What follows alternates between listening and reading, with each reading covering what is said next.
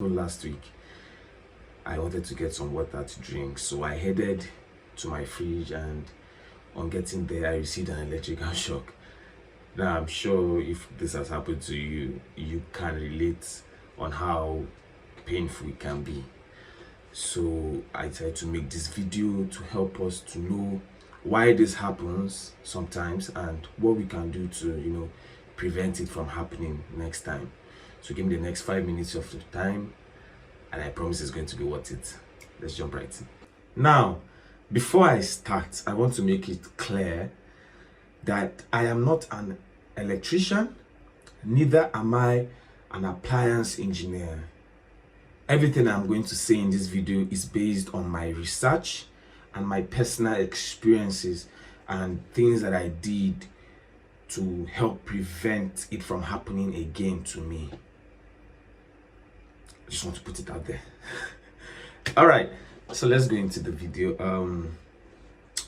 Now, one of the first things that you can check for when you experience an electrical shock is just to look at the floor, whether there was water on the floor when you came in. When there's water on the floor and there's a leakage from the wire of the appliance, you know what the recipe that is for. And if you are barefooted, which is my second point, if you are barefooted, if there's a leakage from the wire, it is going to affect you definitely. And I'm sure you already know these two points. Just make sure that you are not barefooted and make sure that there's no water on the ground. And why I'm saying this is because if you have ever used an appliance that was giving out electric shocks, if you noticed that when you wore something on your leg or you wore your footwear, immediately if you touched it, nothing happened, but immediately you remove that footwear and touched it again, it shocked you. Now that's what I'm saying. If you put on your footwear, it can help reduce the chances of that happening, right? Now, make sure that what you experienced was an electrical shock. What am I saying? I'm saying that if what you experienced was just a single shock accompanied by a crackling sound, it was just static electricity being discharged from your body. So make sure that you do not confuse it with electrical shocks. Now, how do you do that? How are you sure? How do you know? It's very easy, actually.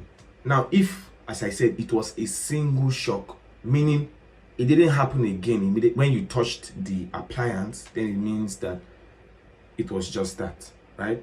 But if it was consistent, it kept on happening, kept on repeating, then it means that what you experienced was an electrical shock. And the remaining part of this video would be of help to you, right? So now, when it comes to electrical shocks, there is one thing that I kept finding. There was one thing that kept on reoccurring in my research, and that was the ground wire. Now, if you have come across a rod in your home before, an iron rod that is fixed into the ground, and then there are some cables that are connected on it into your house.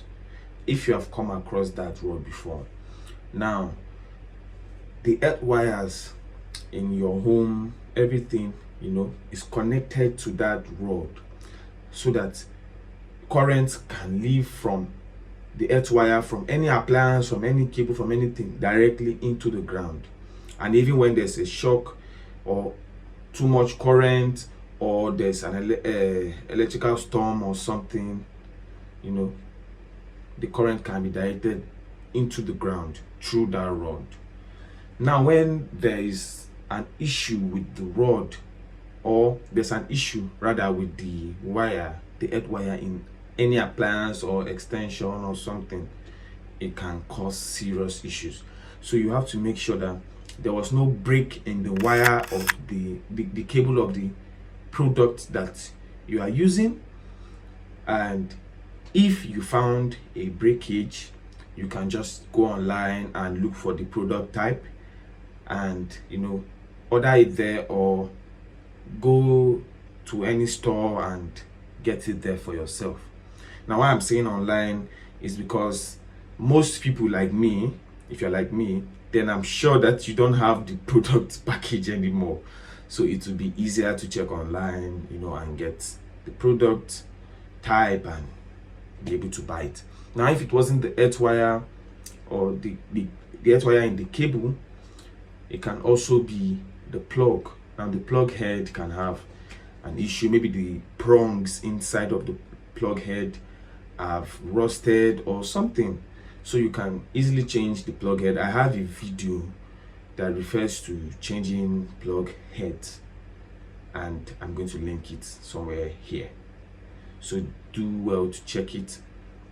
And also, you can check the wall socket. Now, the wall socket is kind of more complex, and most states, I discovered during the course of my research, do not allow people to tamper with electrical installments in their home. They require you to get an electrician or an appliance engineer. So if you know that your state doesn't allow it, make sure that you follow the rules so you don't get into trouble. But if you are allowed, like me, then it's very easy to check the wall socket. Just check if the prongs have rusted or something. It's very easy. Just loosen it up. Make sure that you are as careful as possible and you are using the correct equipment. Just check the wall socket and fix it up. Now, when I was talking about the plugs, I forgot to mention there are two types of plug heads. There's the pre-molded one and then the one that is not pre-molded. Now, the pre-molded one will be harder to check, so I'll just advise to change the pre-molded one entirely. Don't even stress yourself to check it. Just change it if you are sure that is the issue. If you have traced it and you discover that was the issue, then just change the plug head if it's the pre-molded one. But if the one that is not pre-molded, it's kind of easy to check. Just loosen it up and check. Now, those are the three major things. If you do it, I'm sure that you shouldn't have an issue anymore with your appliances. So now, for those of you that stuck around till the ending of this video, I have a bonus for you. Now, during the course of my research, again, I found something called GFCIs.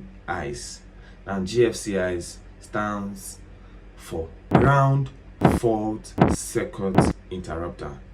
Now, GFCIs are very helpful. I discovered that they help to break excess current from coming into an appliance or coming into a home, and it can help you to keep your appliances from being spoiled or even excess current shocking you, right? So there are three types. There's the wall receptacle, there's the circuit breaker, and then there's the portable one.